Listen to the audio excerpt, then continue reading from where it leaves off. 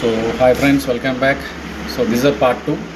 Okay, so నేను చెప్పాను like 26,350 PE part 1లో చెప్పాను. నేను 120 దగ్గర తీసుకున్నాము. Target will B 140 and next ఒకవేళ 26,218 బ్రేక్ అవుతే డెఫినెట్లీ ఇక్కడ దాకా వస్తుంది అని చెప్పాను 26,180కి.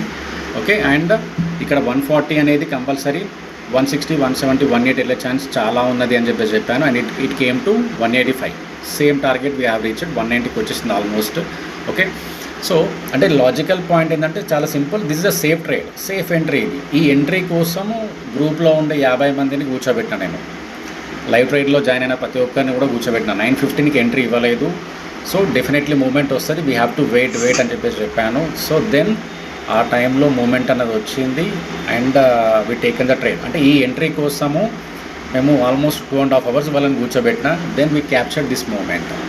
సమ్ పీపుల్ తీసుకున్నారు, సమ్ పీపుల్ తీసుకోలేదు. ఎందుకనంటే సో రిస్కీ ట్రేడ్ అని కూడా చెప్పాను. మార్కెట్ సైడ్ వేస్లో ఉంది, డికేస్ అవుతున్నది. 15 points స్టాప్ లాస్ హోల్డ్ చేయండి అని ఎంట్రీ ఇచ్చాను. ఇది 120 అబోవ్ 120. ఓకే, సో ఇఫ్ మీకు ఒకవేళ ఇంట్రెస్ట్ ఉంటే you can join. Almost like free trading group ఉన్నది, దాంట్లో ట్రేడింగ్ చెక్ చేసుకోండి. ట్రేడ్స్ అన్ని ఇంట్రెస్ట్ ఉంటే you can join in free Telegram channel.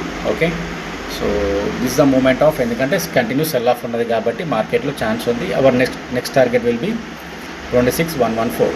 Okay, otherwise if it goes up, so our target next will be 156 to 202. Okay, thank you.